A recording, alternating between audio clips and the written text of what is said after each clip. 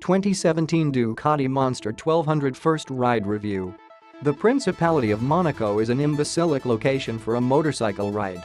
After all, the independent microstate on the French Riviera isn't even twice as big as the Dodger Stadium grounds, and its teeny little streets are crammed almost solid with a cornucopia of vehicles from two-stroke scooters to the apparently riotously amusing Renault Twizies to exotic McLarens to horrifyingly huge rollers.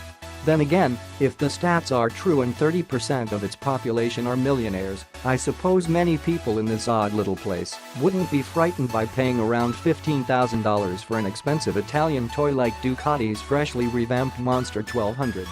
Enticed by power and style and the magical mountain roads just a few miles away from the coast, an intrepid Monacoan might think the biggest Monster would make a perfect fit parked in the garage next to a Ferrari. Ducati's iconic Monster line, which launched in 1993 and went on to earn lucrative profits for the financially flimsy Italian company at the time, finds itself in a dichotomous spot during its successful modern era. At its bottom end is the new 797 Monster, which harkens back to the original air-cooled Monsters with a punch rated at a modest 75 horsepower. At the upper end are the liquid-cooled 1200 Monsters, which are the most powerful unfaired sport mix Ducati produces. The 1200 debuted in 2014, and it's being upgraded just 3 years later with tweaked styling that better mimics the original. A reshaped fuel tank and slimmer tail section deliver an attractive makeover, and a bright new headlight leads the way. Oh, and the Monster 12 makes a more compelling proposition when some extra power, greater agility, and Bosch's excellent cornering abs is tossed into the mix for 2017. The cockpit is familiar, but updated with the addition of a prominent gear position indicator and fuel gauge added to its vivid color TFT gauge pack, strange omissions in the previous version. As before, a tapered aluminum handlebar places a rider in a slightly forward lean for a sporty stance and strong leverage. The seat is adjustable for height, 31.3 to 32.3 inches, and is nicely supportive. Quality hand levers are adjustable over a wide sweep. The last Monster 1200 had many admirable qualities, but it was cursed with foot pegs that didn't provide enough room for a rider to place feet in a proper sporting position near the toes. It was an infuriating critique for a Ducati, considering the brand's rich sporting heritage. Hitting the recycle bin are the former aluminum castings that join passenger and pilot pegs in one piece, now replaced by separate peg mounts and alleviating our biggest gripe with the previous big Monster.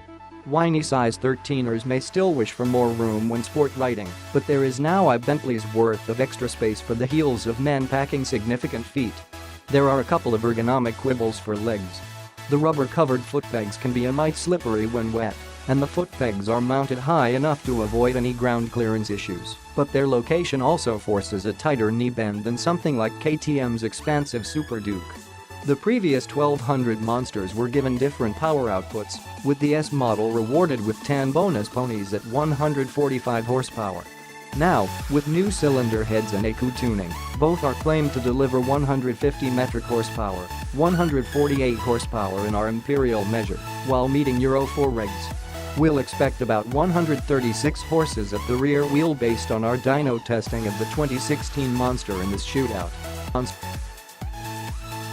The motor is amazingly friendly for a mill that punches so hard at wide open throttle, responding cleanly even from below 3000 RPM and building to a thrusting mid-range to an I dare ya peak at 9250 RPM.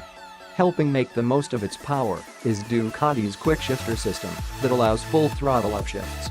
The S model also allows clutchless downshifts by automatically blipping the throttle to match engine revs with wheel speeds, a system optional on the base model. The S also distinguishes itself with Öhlins suspension that worked flawlessly on the mountain roads in and around Monaco, where we sampled the bike.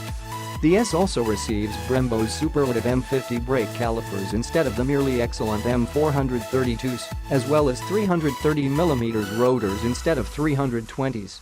Additionally, the S uses a different set of wheels with red markings, although they aren't of the lighter weight forged variety. You'll have to upgrade to the 160 horsepower Monster 1200R for that, which ramps up the MSRP past the $19K mark. The steep mountain roads in southern France gave the Monster's electronic suite a thorough workout over switchbacks and shady sections at altitude that were wet and potentially icy. I began the ride in touring mode, which delivers a friendly array of settings for throttle response, traction control, ABS and wheelie control. Stepping up to sport mode backs down the intervention and allows behavior more appropriate of the bike's name. Ducati deserves kudos for allowing customization of each parameter independent of ride modes. As such, a rider can exactly dial in the control desired. For me in sport mode, I reduced TC from 3 to 2 and switched off wheelie control to attain personal electronic bliss. New for 2017 is the addition of cornering ABS to the Bosch electronics suite, which uses an intertile measurement unit (EMU) to monitor multiple axes of movement. The mountain roads we sampled were often wet and shady areas, and it was comforting to have the security of knowing we could use the brakes aggressively in corners if conditions required it, as the system can briefly release brake pressure if traction is reduced while leaned over in corners. ABS is customizable to 3 settings, including one that switches off rear ABS for hooligan-style corner entries if desired. Motoring machines, even pricey ones, are never flawless, but my day aboard the Monster 1200s gave me so little negative to consider. Power output is way beyond adequate, brakes and electronics are as good as they get, and it now cuts a more dashing profile.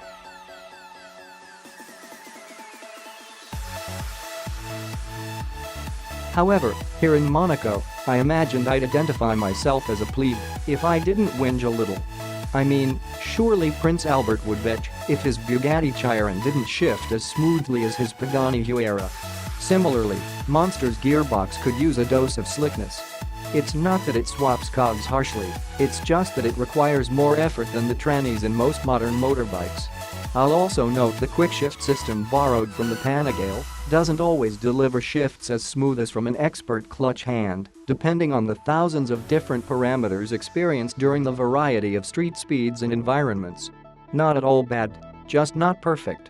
It functions best at full rip, preferably on a racetrack. There, now get your sandy feet off my yacht. I'm sailing over to my Ducati dealer to negotiate a set of forged Marchesanas for my Monster.